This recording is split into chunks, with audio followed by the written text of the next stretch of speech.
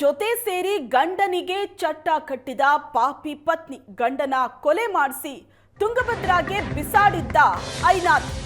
ದಾವಣಗೆರೆಯ ಪಾಮೇನಹಳ್ಳಿ ಗ್ರಾಮದಲ್ಲಿ ನಡೆದಂತ ಘಟನೆ ಇದು. ಪ್ರಿಯಕರನ ಜೊತೆ ಸೇರಿಕೊಂಡು ಹೆಂಡತಿ ಗಂಡನಿಗೆ ಚಟ್ಟ ಕಟ್ಟಿದಂತಹ ಘಟನೆ ಇದು. ದಾವಣಗೆರೆಯ ಪಾಮೇನಹಳ್ಳಿ ಗ್ರಾಮದಲ್ಲಿ ನಡೆದಿದೆ. ಪಾಮೇನಹಳ್ಳಿ ಗ್ರಾಮದ 36 ವರ್ಷದ ರಘು ಕೊಲೆಯಾದಂತ ವ್ಯಕ್ತಿ. ಗಂಡನ ಕೊಲೆ ಮಾಡಿ ನಾಪತ್ತೆಯಾಗಿದ್ದಾನೆ ಗಂಡ ಅಂತ ಹೆಂಡತಿ ಶ್ರುತಿ ನಾಟಕ ಆಡ್ತಿದ್ಲು. 12 ವರ್ಷಗಳ ಹಿಂದೆ ಪ್ರೀತಿಸಿ ಮದುವೆ ಆಗಿದ್ರು ರಘು ಮತ್ತು ಶ್ರುತಿ. ಪ್ರೀತಿಸಿ ಮದುವೆ ಆದಂತ ಅದೇ ಗಂಡನಿಗೆ ಹೆಂಡತಿ ಚಟ್ಟ ಕಟ್ಟಿದ್ದಾಳೆ. ತನ್ನ ಪ್ರಿಯಕರನ ಜೊತೆ ಸೇರ್ಕೊಂಡು ಗಂಡನನ್ನ ಕೊಲೆ ಮಾಡಿಸಿದಾಳೆ. ತುಂಗಭದ್ರಾ ನದಿಗೆ ಬಿಸಾಡಿದ್ಲು ಹೆಂಡತಿ. ಗಂಡನ ಕೊಲೆ ಮಾಡಿ ಆನಂತರ ತನ್ನ ಗಂಡ ನಾಪತ್ತೆಯಾಗಿದ್ದಾನೆ ಅಂತ ನಾಟಕ ಮಾಡಿದ್ಲು ಶ್ರುತಿ. ಈಗ ಈಕೆಯ ನಿಜ ಬಣ್ಣ ಬಯಲಾಗಿದೆ. ದಾವಣಗೆರೆಯ ಪಾಮೇನಹಳ್ಳಿ ಗ್ರಾಮದಲ್ಲಿ ನಡೆದಂತ ಘಟನೆ ಇದು. 12 ವರ್ಷಗಳ ಹಿಂದೆ ಶ್ರುತಿ ಮತ್ತು ರಘು ಇಬ್ರು ಪ್ರೀತಿಸಿ ಮದುವೆಯಾಗಿತ್ತು.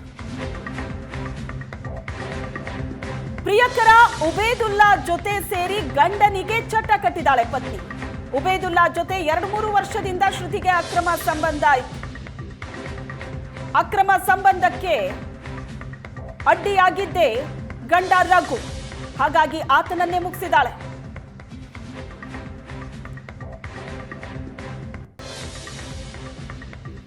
ಬಾರ್ನಲ್ಲಿ ಪತಿ ರಘುಗೆ ಚೆನ್ನಾಗಿ ಕುಡಿಸಿ ಉಬೇದುಲ್ಲಾ ಹತ್ಯೆಗೈದಿದ್ದ. ಸುರೇಶ್ ಎಂಬಾತನ ಜೊತೆ ರಘುವನ್ನ ಉಬೇದುಲ್ಲಾ ಬಾರಿಗೆ ಕರೆಸ್ಕೊಂಡಿದ್ದ. ಬಾರ್ನಿಂದ ಹರಿಹರದ ತುಂಗಭದ್ರಾ ನಾಲೆಗೆ ಕರ್ಕೊಂಡು ಹೋಗಿ ಅಲ್ಲಿ ಕೊಲೆ ಮಾಡಿದ್ದಾರೆ. ರಘು ಕೊಲೆ ಮಾಡಿ ತುಂಗಭದ್ರಾ ನಾಲೆಗೆ ಹಂತಕರು ಬಿಸಾಕಿದ್ರು.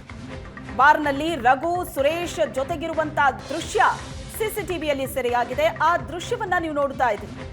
ಬಾರ್ಗೆ ರಘು ಎಂಟ್ರಿ ಕೊಟ್ಟಿರೋದು. ರಘು ಮತ್ತು ಸುರೇಶ್ ಇಬ್ರು ಬಾರಿಗೆ ಎಂಟ್ರಿ ಕೊಟ್ಟಿರೋದು. ಅಲ್ಲಿ ಉಬೇದುಲ್ಲಾ ಕೂಡ ಇದ್ದ. ರಘುಗೆ ಚೆನ್ನಾಗಿ ಕುಡಿಸಿ ಆತನನ್ನ ತುಂಗಭದ್ರಾ ನಾಲೆಗೆ ಕರ್ಕೊಂಡು ಹೋಗಿ ಅಲ್ಲಿ ಕೊಲೆ ಮಾಡಿ ಅಲ್ಲೇ ಆತನ ಶವವನ್ನ ಬಿಸಾಡಿ ಬಂದಿದ್ದಾರೆ ಹಂತಕರು. ಮೃತದೇಹಕ್ಕಾಗಿ ತುಂಗಭದ್ರಾ ನದಿಯಲ್ಲಿ ಪೊಲೀಸರು ಹುಡುಕಾಡ್ತಾ ಇದ್ದಾರೆ. ಈ ಕೊಲೆ ಮಾಡಿಸಿರೋದೇ ರಘು ಪತ್ನಿ ಶ್ರುತಿ.